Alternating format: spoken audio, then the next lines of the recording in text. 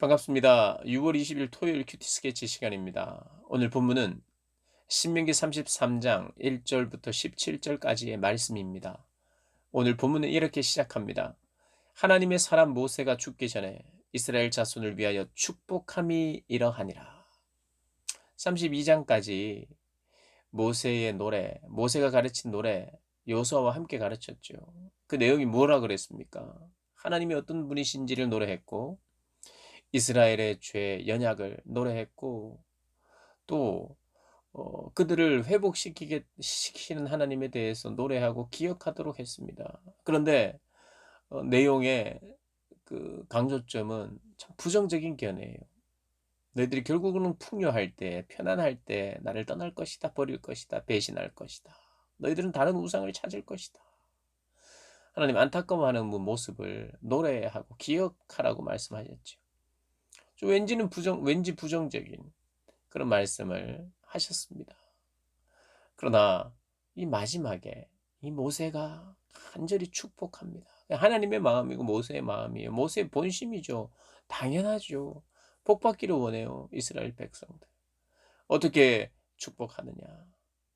오늘 보니 그 하나님이 얼마나 영광스러운 임재로 이스라엘 백성들과 함께 하셨고 지금도 복 주기를 원하시는지를 말씀하신 뒤에 르우벤부터 이렇게 이야기합니다. 르우벤은 죽지 아니하고 살기를 원하며 그 사람 수가 적지 아니하기를 원합니다.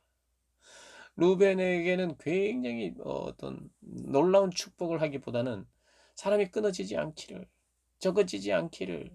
르우벤은 이 어 요 야곱의 12 아들 중 장남이었는데 장자의 특권을 누리지 못했어요. 장자의 역할을 감당하지 못합니다. 왜냐하면 그가 아버지의 첩 아버지의 첩을 첩과 동침을 했어요. 아버지의 침상을 더럽혔습니다. 그래서 하나님께서 그 장자의 그 특권을 누리지 못하도록 하셨어요. 그리고 그 대신 영적인 장자는 유다가 됐습니다. 유다의 그 후손 중에 이스라엘의 왕인 다윗과 솔로몬이 나왔죠. 그리고 그 족보 아래에서 예수님이 나오셨죠. 예수님을 오게 하는 족보. 어떤 면에서는 영적인 장자의 계열은 유다였습니다. 그 유다를 어떻게 축복하느냐?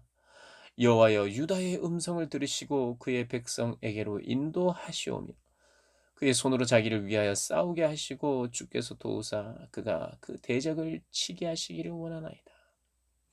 짧습니다. 그런데 장자가 아니었지만 영적인 장자는 유다였어요. 유다 지파입니다. 그리고 이제 레위가 나오는데 오늘 사실 집중하고 싶은 내용은 레위입니다. 레위는 조금 있다가 이야기하고 베냐민과 요셉에 대해서도 복을 주는데요.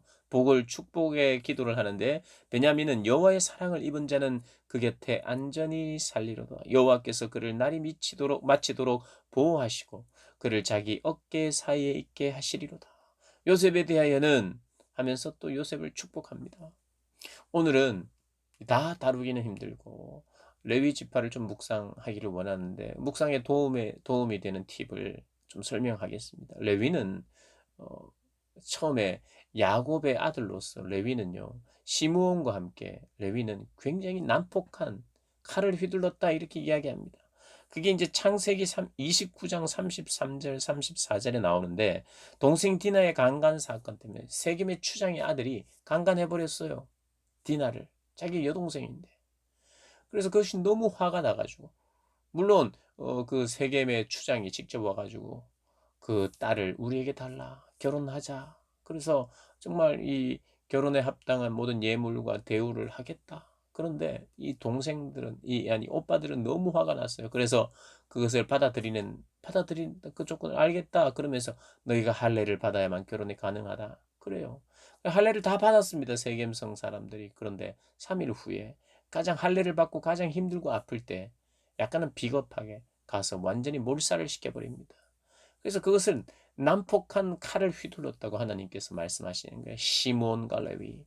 그래서 그들을 어떤 면에서는 그들에게는 그들의 피는 저주의 피가 흐르는 난폭함의 피가 흐르는 축복받기는 좀 힘든 그런 어떤 모습을 갖추었는데 광야 시절에 오늘 본문에 이렇게 나옵니다. 9절에 8절에 레위에 대하여 일러스되 주의 둠밈과 우림이 주의 경건한 자에게 있도다. 둠밈과 우림이 주의 경건한 자에게 있도다. 둠밈과 우림은 뭐냐 하면요. 빛과 온전함이라는 뜻입니다. 이것은 제사장이 하나님의 뜻을 물을 때 사용했던 거예요. 하나님의 뜻을 어떻게 하기를 원하십니까? 빛과 온전함을 상징하는 어떤 모양인지는 몰라요. 그러나 제사장에게 하나님 허락하셨던 거예요. 그를 왜 둠밈과 우림을 맡기고 하나님의 뜻을 묻는 자로 즉 제사장 직분으로 삼았느냐? 오늘 보니 주께서 그를 마사에서 시험하시고 무리바 물가에서 그와 다투셨도다. 마사와 무리바 물이 없어서 원망하던 이때에 하나님이 그를 인정했다는 거예요. 레위 지파를.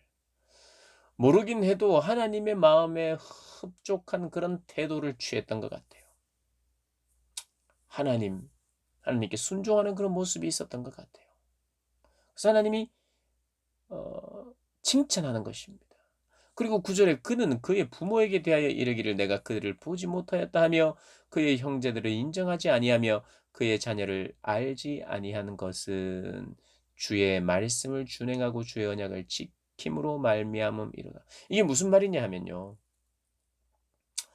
레위 지파가 동족 이스라엘 백성들 3천 명을 죽이는 사건이 있습니다. 그런데 이것은 난폭한 칼이 아니라요. 하나님이 기뻐하시는 순종의 칼이었어요. 금송아지 사건 때 우상을 섬기겠다고 우성을 만들어 달라 아우성을 부리고 이 형인 아론이 사람들의 금을 다 모아 가지고 그렇게 만들어 우상을 만들었는데 금송아지의 형상이었어요. 그 형상으로 만들고 이것이 우리를 인도해낸 하나님이시다 이렇게 하면서 막 축제를 벌일 때 시내산에서 율법을 받아 내려오던 모세가 깨버립니다. 그리고 순종할 백성 이 일에 가담한 자를 누가 처치하겠느냐? 레위 지파가 칼을 들고 부모도 형제도 친구도 친척도 관계없이 하나님의 말씀 앞에 모세의 명령 곧 하나님의 말씀이죠. 어떤 면에서는 그게 순종했어요. 가족임에도 불구하고 하나님의 말씀을 더 우선적으로 여기는 그런 순종이 있었어요. 그래서 하나님께서 레위가 그런 난폭한 칼을 휘둘렀는데 이제는 순종의 칼을 휘두르는 그런 하나님 앞에서의 하나님의 의와 하나님을 향한 열정이 순종으로 나타나고 헌신으로 나타나는 이 모습을 하나님이 기뻐하셔서 어떤 직분을 맡겼느냐? 제사장의 직분을 맡겼어요. 오늘 본문은 그걸 이야기합니다. 왜 제사장의 직분을 맡겼느냐? 그들에게 하나님을 향한 열정과 순종이 있었다. 원래 그들의 손에 든 칼은 난폭한 칼이었으나 이제는 순종의 칼이 되었다. 이렇게 이야기를 하면서 하나님께서 그들을 복을 주셨다는 거예요. 그래서 제사장의 직분을 주셨다는 거예요. 그러면서 오늘 10절에 주의 법도를 야곱에게 주의 율법을 이스라엘에게 가르치며 주 앞에 분향하고 온전한 번제를 주의 제단 위에 드리리로다. 이 레위인들이 제사장 직분을 감당하는데 이들은 예배를 관장하는 거예요. 제사. 그리고 교육을 관장합니다. 예배와 교육. 율법을 가르쳐야 되는 거예요. 제대로 가르쳐줘야 되는 거예요. 근데 율법을 제대로 가르침에 있어서는요. 순종의 칼도 필요했던 그러니까 레위의 어떤 헌신의 성격은 가족보다 하나님인 거예요. 사람의 눈치보다 하나님의 말씀인 거예요. 하나님의 말씀을 제대로 가르쳐야 돼요. 그리고 하나님과 인간 사이에 예배를 돕는 자로 그들을 통해서 예배를 드리게 되는 그런 일을 맡기셨어요. 왜요? 그들의 순종으로 인하여. 정말 고통스러웠지만 가족들을 죽여야 할 만큼 하나님의 말씀에 순종하는 여러분 가족을 죽여야 된다는 뜻이 아니에요. 가족을 외면해야 된다는 뜻이 아니에요. 가족은 언제나 내팽개쳐야 된다는 것이 아니에요. 그러나 언제나 하나님보다 우선될 수는 없어요. 우리가 신앙생활 하면요. 가족이 기쁠 겁니다. 가족의 사랑이 더할 거예요. 물론 그래요. 가족을 더 사랑하게 되고요. 그런데 하나님이 이렇게 물으실 때가 있습니다. 가족이냐 나냐? 언제나 우선순위는 하나님이십니다. 가족의 행복을 위하여, 우리 모든 가족의 행복을 위하여 하나님을 섬기는 것이 아닙니다. 신앙생활은 그게 아니에요. 언제나 하나님의 이름과 영광이 첫 번째입니다. 레위 지파는 오늘 신명기를 통해서 레위 지파가 일어나요. 레위 지파가 세워집니다. 그 레위 지파는 너는 특별하다, 너는 제사장이니까 특별하다, 이게 아니라 그들 안에 있는 정신, 부모의 형제까지도 섭섭할 수 있지만 언제나 하나님이 우선순위라는 것을 그들은 고통스러워도 순종했던 그 순종이 하나님이 그를 경건한 자로, 또 하나님의 뜻을 묻는 자로, 예배를 관장하는 자로, 또 교육을 관장하는 자로 하나님 세우셨어요. 이게 축복입니다. 이 자체가. 이게 축복이에요. 그들이 좀 가난할 수 있습니다. 그들은 땅이 없어서. 그러나 여호와를 기업으로 삼았어요. 그래서 11절에 여호와여 그의 재산을 풍족하게 하시고 그의 손의 일을 받으소서. 그를 대적하여 일어나는 자와 미워하는 자의 허리를 꺾어서 다시 일어나지 못하게 하옵소서. 바르게 전하고 백성들을 위하여 중보하는 이들이 풍족하도록 하나님께 기도하고 있습니다. 여기서 풍족하다는 것은 돈이 많다는 뜻은 아니에요. 그것만 말하는 게 아니에요. 주님으로 인한 풍족함, 풍요로움. 돈도 마찬가지입니다. 그게 없어서 하나님의 일들을 제대로 못하고 바르게 전하지 못하고 백성들을 위하여 중보하지 못하는 그런 삶이 살지 않도록 하나님께서 또 필요한 만큼 채워달라는 그런 복을 하나님께서 모세가 구하고 있습니다. 사랑하는 여러분, 오늘 뭐 다 이게 내용이 깁니다만은 오늘 여러분이 기억해야 될 것은 시므온과 레위가 함께 난폭한 칼을 휘둘렸는데 시므온은 여기 안 나옵니다. 축복이 없어요. 아마도 똑같이 두 레위 지파도 그렇고 시므온 지파도 그렇고 똑같이 난폭한 칼을 휘둘렀지만 그들의 삶의 순종의 자세로 나아갔던 레위 지파는 하나님의 축복의 지파가 되었고 시므온은 성경에는 다 안 나옵니다만은 그들은 순종의 태도를 가지지 않았던 것 같아요. 그래서 그들의 숫자는 점점 줄고 오늘은 축복의 내용에 축복의 기도에는 빠져 있습니다. 빠져 있어요. 오히려 요셉이 장자가 아니라 11번째 아들임에도 불구하고 장자의 특권을 누립니다. 영적인 장자가 됐어요. 진짜 장자가 됐어요. 영적인 장자는 유다인데 장자의 특권은 요셉이 누렸습니다. 요셉의 아들 므낫세와 에브라임이 동생인데 에브라임이 더 많은 축복을 받게 됩니다. 장자는 두 몫을 받는 게 장자인데 요셉이 그런 장자의 특권을 누립니다. 요셉이 그런 장자의 특권을 누리는 복을 받았다면 유다가 그런 영적인 장자로서의 예수님의 가문이 되었다면 더 축복은 오히려 레위 지파라는 뜻이 말하고 있는 것이 오늘 이 신명기의 어떤 내용인데요. 그건 뭐냐면 그들의 그런 순종의 태도, 헌신이 하나님을 더 가까이 하고 하나님의 뜻을 전달하는 그런 도구가 되게 하신 거예요. 그럼 레위 지파는 이제 제사장들을 말하고 제사장이면 지금 목사님을 말하느냐? 그게 아니에요. 제사장은 지금 목사님이다. 그게 아니고 레위 지파는 저희 모두입니다. 하나님을 더 가까이 하고 하나님의 뜻을 분별할 줄 알고 또 누구보다 하나님께 헌신하고 부모와 가족보다도 더 하나님을 우선하는 그런 헌신. 여러분 우리 고등부 친구들은 그런 이야기 들었는지 모르겠어요. 저는 저희 아버지 때나 저희 때에 특별히 저희 아버지 때에 가족을 돌보지 않고 언제나 하나님 중심으로 살고 오히려 가족들은 상처를 받았다는 그런 이야기들을 듣고 지냈던 세대입니다. 그래서 가족도 돌봐야 되는데 뭔가 불균형했다 생각합니다. 근데 요즘 시대는요. 가족이 우상화되어 있습니다. 가족. 여러분 성경적으로 올바른 신앙 안에 있으면 가족을 사랑합니다. 사랑하고 또 가족을 귀하게 여기고 그래요.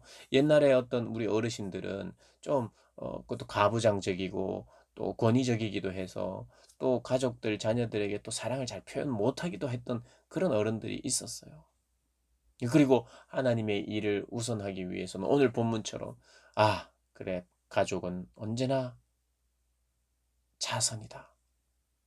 그렇게 말하면서 뭔가 이 세대가 바뀌면서 '아 그것은 잘못되지 않았느냐.' 그런 어떤 움직임들이 있었습니다. 그런데 그런 움직임이 건강했든 건강하지 못했든 잘못했든 잘못 제대로 해석했든 뭔가는 문제가 있었을 수 있는 부분들이 인간에게는 있어요. 그런데 우리가 명백한 사실은 하나 있어요. 뭐냐면 가족이든 연인이든 아내든 딸이든 아들이든 그 누구보다 하나님이 우선되는 분이라는 거. 그리고 그것 때문에 때로는 빚어지는 갈등이 있을 수도 있다는 것. 이건 사실이에요. 이건 우리가 기억해야 돼요. 늘 가족 그런데 늘 가족에게 무관심하고 해야 된다는 게 아니에요. 가족을 늘 사랑하고 또 섬기고 축복해야 되지만 그것이 우리의 목표가 아니라는 것을 늘 생각해야 돼요. 때로는 희생당할 수도 있습니다, 여러분. 우리 예수님도 자기 자신을 온전히 희생해서 우리를 섬겼는데 우리는 때론 내 자신이 희생되기도 하고요. 우리의 가족들이 희생될 수도 있다는 걸 기억해야 돼요. 가족의 희생이 없는 것이 자랑이 아닙니다. 어떤 모양으로든 가족의 희생이 있을 거예요. 가족이 섭섭해할 수도 있고. 그런 것이 우선순위입니다. 우선순위. 그래서 우리가 깊이 묵상해야 돼요. 생각해야 돼요. 모든 일에 있어서 가족이 찬성하고 지지하고 좋아하고 그러지 않을 수도 있습니다. 하나님을 사랑하고 섬기다 보면 그거 기억하고 신앙생활 하시는 복된 분들 되시기를 주님의 이름으로 축복합니다.